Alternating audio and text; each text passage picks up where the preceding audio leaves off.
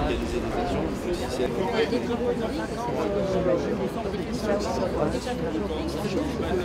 Remettre en culture, encore, je pense.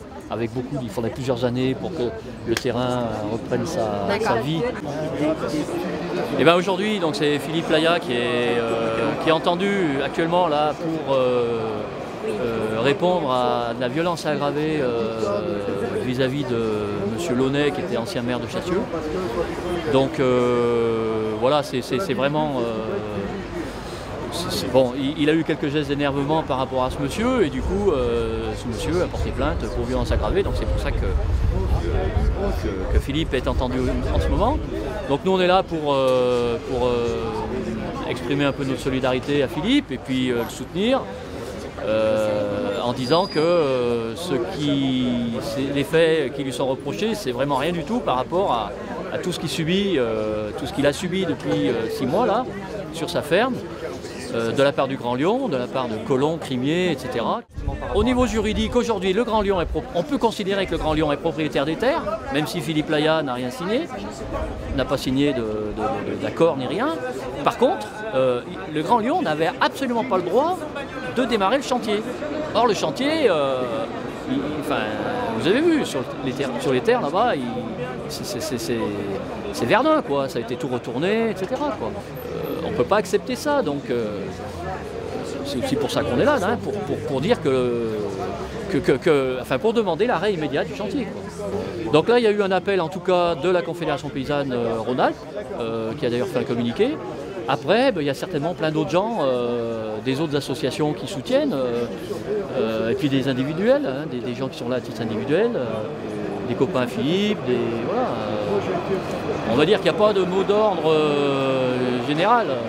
Nous, en tant que Confédération Paysanne, on se sent concernés parce que c'est une activité agricole qui veulent faire disparaître. Et puis, c'est aussi tous les... il y a eu le procès des 1000 vaches à Amiens la semaine dernière, c'est un peu la même configuration, c'est un projet imposé. Il y a Notre-Dame-des-Landes, il y a le Tesset, il y a les Champs-Barans dans l'Isère, voilà, c'est ces projets inutiles et imposés. C'est partout, accapareurs de terre et gaspilleurs de fonds publics et gaspilleurs de terre, quoi.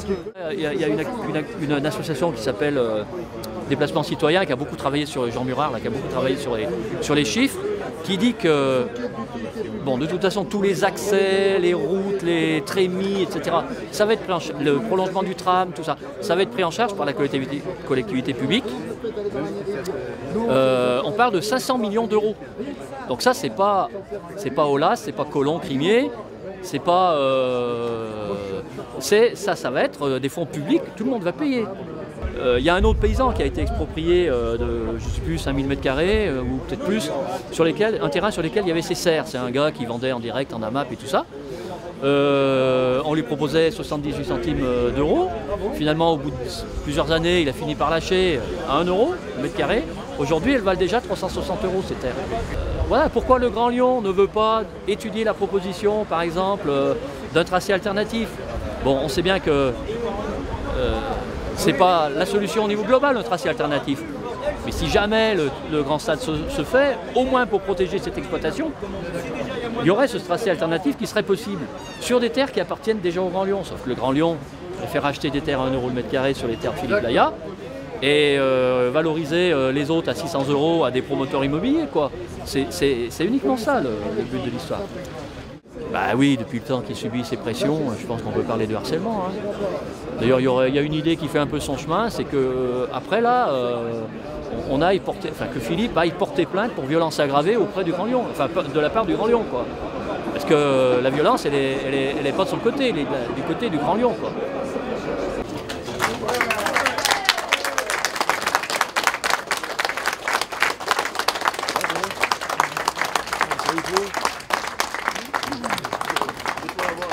Tu nous expliques ?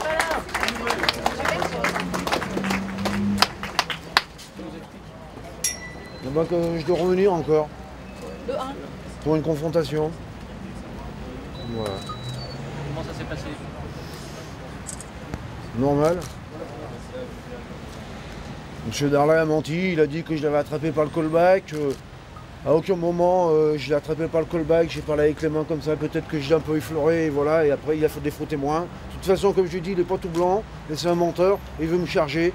Et forcément, il a 3 attestations, c'est des attestations de complaisance de ses potes, c'est tout. Et moi aussi, j'en ai des attestations aussi. Et il m'a dit, pourquoi vous ne les avez pas amenés? Je lui ai dit, parce que je ne pensais pas qu'il fallait les amener. Il va y avoir une confrontation, je vais être reconvoqué, j'amènerai mes attestations. Et puis voilà.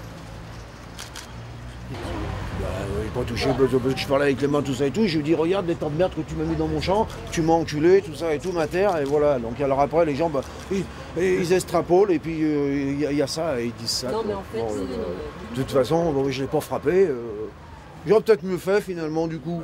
Il aurait bien mérité. là, actuellement, il n'y a plus de travaux sur votre terrain. Ils sont passés ici, d'accord. Ah, mais sur quel terrain, vous voulez dire sur le Là terrain où l'accès de la route, là. Où il y a eu l'altercation avec Ouais. M. Darlet? Non. Ah ben chez moi aussi, il y a des signes, si, bien sûr, ils continuent d'ardard, ils devaient me faire le boviduc et tout, ils l'ont toujours pas fait, je viens passer mes bêtes.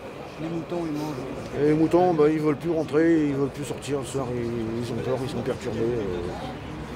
C'est impossible quoi. Il y a des bulldozers au milieu des moutons. C'est con là. Ils n'y avaient pas pensé ça. Parce qu'ils m'ont réquisitionné mon terrain, hein, qu'ils disent qu'il est à eux le terrain. Mais les moutons, ils sont pas à eux, ils les ont pas achetés les moutons. Et ça c'est grave parce que c'est un acte de torture et de barbarie envers animaux domestiques. Il y a une jurisprudence pour ça, il y a un article de loi. Ils n'ont pas le droit de maltraitance. Voilà. Parce que ça fait un moment que ça dure la comédie.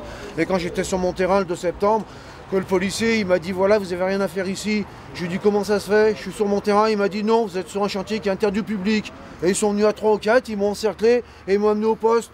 Venez, il n'y en a pas pour longtemps, monsieur Laya, il y en a pour 1 heure, on va vous auditionner. Et ils m'ont mis en garde à vue. Pourquoi? Parce que soi-disant, il y a quelqu'un qui a porté plainte contre moi, et la personne qui n'a même pas porté plainte contre moi, le flic, il voulait que j'avoue, comme quoi il m'a dit, voilà ce que tu as fait, tu l'as montré du doigt, tu l'as dit, je vais te tuer, je vais te tuer. Ils veulent me faire dire des choses qui ne sont pas vraies pour m'accabler. C'est tout. Ils vous poussent à bout. Ils me poussent à bout, mais je suis encore pas à bout. J'ai encore pour un moment, je suis pas au bout du rouleau. Pas tout seul. Pas tout seul, grâce à vous. Merci.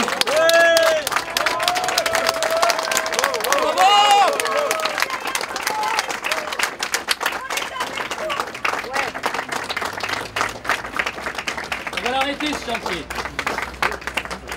On va l'arrêter quand ce chantier? Tout de suite? Il faut être patient, monsieur Layan, il faut être patient. Les réseaux sociaux sont en train de... Les réseaux sociaux sont en train de relayer votre affaire.